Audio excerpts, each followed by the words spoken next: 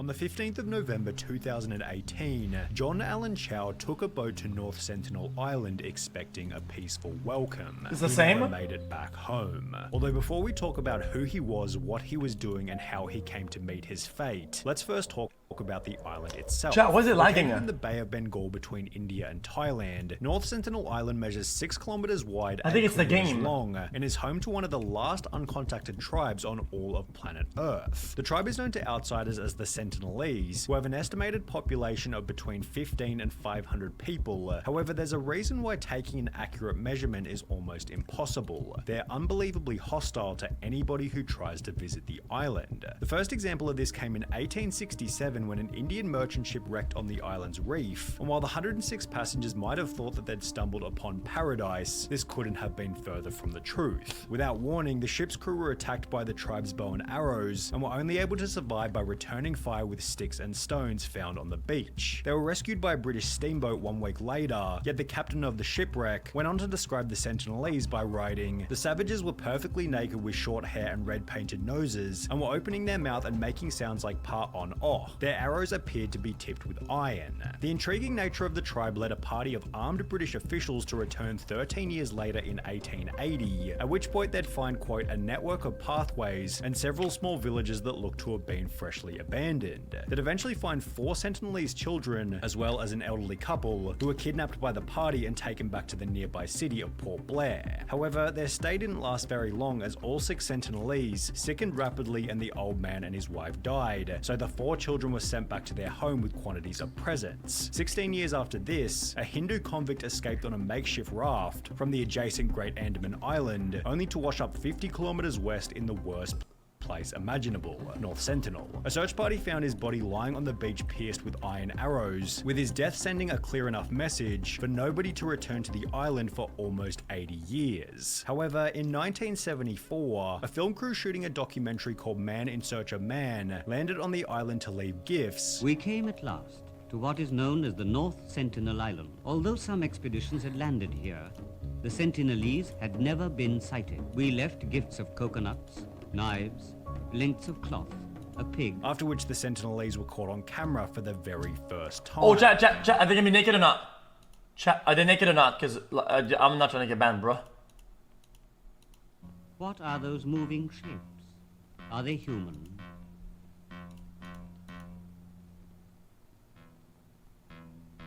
Bruv. Glimpse of the Sentinelese. This tribe believes in total isolation. It will not tolerate a stranger. As is obvious in the footage, the tribe had no interest in making friends, and rather buried half of the gifts that Yo, chat. been given before shooting arrows toward the film crew. A member of our film unit was wounded by one of the many arrows, each 2.5 meters long. He will carry this scar till his death. Guys, come on, just fucking tell me, dude. Chat, come on, man. Okay, I'm saying in chat, listen. Guys, listen. Twitch doesn't care if it's educational, dude. They will clap. I will get clapped, chat. Alright, some of you watch ahead of me and just tell me. If on Google Maps you zoom into the coastline on the island's northwest corner, you'll find a different boat which now acts as a permanent reminder of North Sentinel's hostility and unrecoverability. The ship, going by the name of the MV Primrose, had been transporting farming supplies to Australia before it wrecked on the unfortunate location in 1981. The ship's passengers were incredibly lucky because at the time, this entire area was underwater, keeping them at a safe distance while they organised their rescue.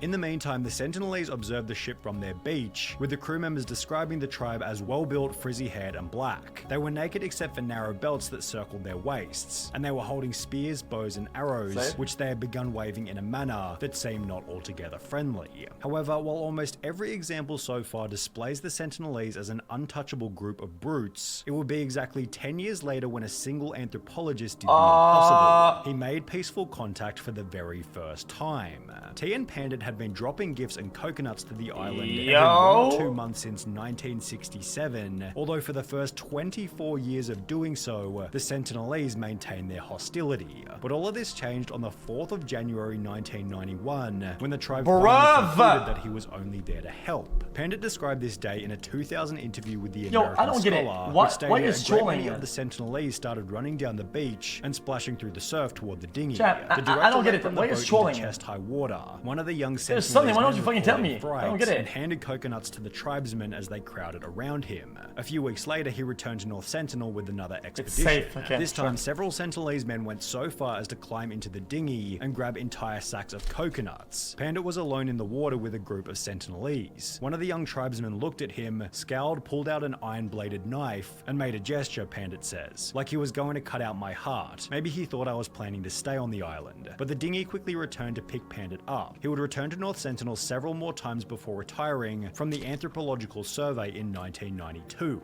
The interaction showed that peaceful contact with the tribe was possible, although only after a significant period of trust building, and even after T and Pandit's unique interaction, the Sentinelese retained their hostility toward any unfamiliar outsider. For example, after the 2004 Indian Ocean earthquake caused the worst tsunami in recorded human history right next to North Sentinel Island, a helicopter was sent out to see if the tribe had survived from such a catastrophic event. Well, not only were the Sentinelese somehow doing just fine, but their response to the help offered by the Indian government was to throw spears, arrows, and rocks toward the helicopter. 2 years later in 2006, two men aged 48 and 52 were fishing for mud crabs near the island. However, the pair got so drunk that while sleeping, the anchor of the boat, which was a rock tied to a rope, fell apart and drifted the men toward North Sentinel. The following morning, fellow fishermen said they tried to shout at the men and warn them that they were in danger. However, they did not respond. They were probably drunk, and the boat drifted into the shallows where they were attacked and killed. A government helicopter was sent to recover the bodies. However, given the tribe's hostility, all they were able to get was this photo, after which a 5.6 kilometer exclusion zone was enforced by the Indian government, making it illegal for anybody to visit the island. This, in combination with every other example so far, paints a very simple picture. Do not visit North Sentinel Island under any circumstances. However, unfortunately, John Allen Chow never got the message. Born on the 18th of December 1991 in the state of Alabama, John grew up in what seemed to be a standard Christian household with 2 parents and 2 siblings. As he got older, John began to get into various outdoor activities such as camping, hiking, and kayaking, which when combined with his religious background, inspired him to become an adventure blogger and Christian missionary. On his Instagram, John displayed his trips to countless different countries including Mexico, South Africa, and Canada, each of which being documented on his Rugged Trail website. However, there was one location that John had his sights set on, which would make all the others seem insignificant: North Sentinel. He'd grown obsessed with the idea of visiting the island during his previous trip to the Andamans in 2016, and judging from the quotes he posted to his Facebook, John seemed to have been inspired by another missionary named Jim Elliot, who was killed in the 50s whilst preaching to a native tribe in Ecuador. Although, according to the head of the mission he was working for, John was significantly more prepared. All Chow's decisions, including...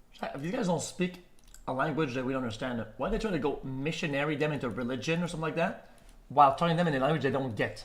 This could take decades. Like what? His studies of sports science and training and working as a wilderness emergency medical technician, and classes he took in linguistics and cultural anthropology were in preparation to share Jesus with the North Sentinelese. He was very well prepared for this moment. On the 21st of October 2018, John posted this image to social media, showing that he was back in the nearby city of Port Blair, where unbeknownst to his family, he was planning his trip to what he called Satan's last stronghold, aka North Sentinel Island. On the 15th of November 2018, only 25 days after landing back in the Andamans, John began a journal to document his trip to North Sentinel, with his first entry stating that a group of fishermen had agreed to take him to the island illegally. I met last night with the fishermen who are all believers and agreed to drop me off. Jonathan won't be accompanying me as they will be at sea doing their regular fishing maneuvers to avoid raising suspicion, and there is a high chance that they get checked by the Indian Coast Guard. The meeting went well. I trust them, though I'm the only only English speaker, so there's quite a language gap, and I'm relying on the Holy Spirit to direct us. The drop zone was pointed out on the map as being a cove on the southwest of the island, and I depart in 3 or so hours. God, I thank you for choosing me before I was even formed in my mother's womb to be your messenger for your great news to the people of North Sentinel Island. John then explained his plan for first contact by stating how can the plan is to link up with... Wait, how can the Holy Spirit guide you like that?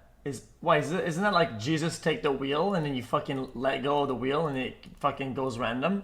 The crew tonight and depart tonight, arriving at the shore around 4 AM. From there, we made progressive contact with fish as gifts over the next few days and then send me off. We might even send a kayak laden with gifts towards shore. The following day, John explained that his trip to the island went as planned by writing, at 4:30 we entered the cove on the western shore, which was followed by his first attempt at contact approximately 4 hours later. Around 8:30 I got 2 large fish, around 15 pounds it felt like. I put them on top of the kayak and began rowing. 2 armed Sentinel came rushing out yelling at me. They had 2 arrows each unstrung until they got closer. I hollered, "My name is John. I love you and Jesus loves you. Jesus Christ gave me the authority to come to you." I regret I began to panic slightly as I saw them string arrows in their bows. I picked up the half tuna and threw it toward them. They kept coming. I backpaddled facing them, and then when they got the fish, I turned and paddled like I never have in my life back to the boat. I felt some fear, but mainly was disappointed they didn't accept me right away. I can now say I've been nearly shot by the Sentinelese, and I've walked on and cached gear on their island. Now I'm resting on the boat and will try again later.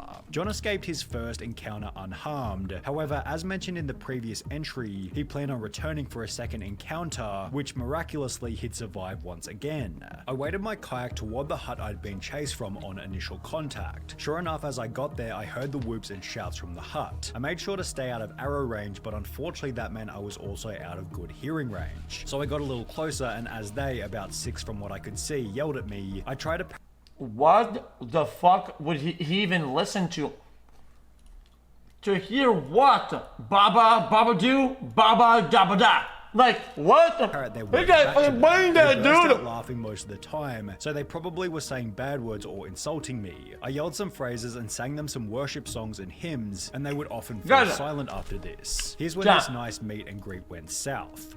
This is not culturally insensitive. They literally said earlier the sound that they make. I'm pretty that was it. I have it spot on now. Both with bows came behind, and I kept waving my hands to say no bows, but they didn't get the memo, I guess. Then a little kid with bow and arrow came down the middle, and I figured this was it. So I preached a bit to them starting in Genesis, and disembarked my kayak to show them that I too have 2 legs. But the little kid... That was outrageous. You don't even know who these people are. You don't even know what these guys are, dumbass. Shot me with an arrow directly into my Bible, which I was holding in front of my chest. I stumbled back and I recall yelling at the kid for shooting me. I had to swim almost a mile back to the boat at the mouth of the cove.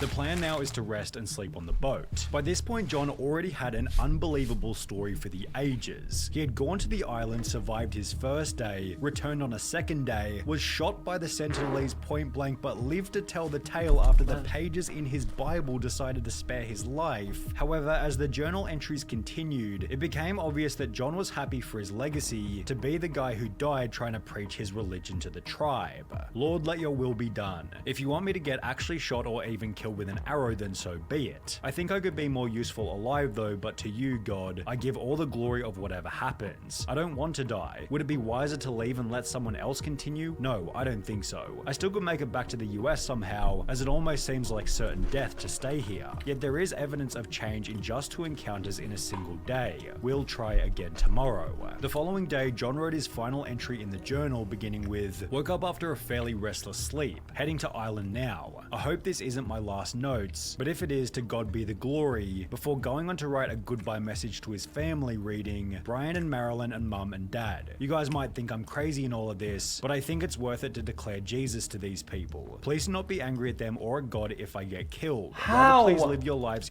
How would you even do that? How? In obedience to whatever he calls you to, and I'll see you again when you pass through the veil. Don't retrieve my body. I love you all, and I pray that none of you love anything in this world more than Jesus Christ." Written from the cove on the southwestish, more like west of North Sentinel Island, 16th of November 2018, 6:20 AM. In the days that followed, his family made a post to John's Instagram reading, one last question, chat. In life, there's probably hundreds of thousands, millions of people that aren't religious, right? why doesn't he just go knock at doors and missionary them and be like, guys, Jesus Christ. Maybe you could go to Jesus Christ and be guided by Jesus Christ, which is fair enough. I think people are allowed 100% to missionary and say, yo guys, would you guys be interested in hearing about Jesus Christ? It goes on an island of 15 people that don't speak any language known to these guys, okay, on a fucking boat where they just talk with bow and arrows. Like, why? We recently learned from an unconfirmed report that John Allen Chow was reported killed in India while reaching out to members of the Sentinelese tribe in the Andaman Islands. Words cannot express the sadness we have experienced about this report. He was a beloved son, brother, uncle, and best friend to us. To others, he was a Christian missionary, a wilderness EMT, an international soccer coach, and a mountaineer. He loved God, life, helping those in need, and had nothing but love for the Sentinelese people. As a family, we ask for your understanding and respect for him and us during this time. Thank you, the Chow family. 3 months later, John's father criticized religion for the death of his son, stating, "If you have anything positive to say about religion, I wish not to see or hear it. John is gone because the Western ideology overpowered my Confucian influence. He blamed evangelicals' extreme Christianity for pushing his child to a not unexpected end, which is a viewpoint often repeated across social media platforms. John Allen Chow is not a martyr, just a dumb American who thought that tribals needed Jesus, when the tribals already lived in harmony with God and nature for years without outside interference. Stupidity cannot be considered to be a martyrdom." This video will I mean, bruh. Anyway.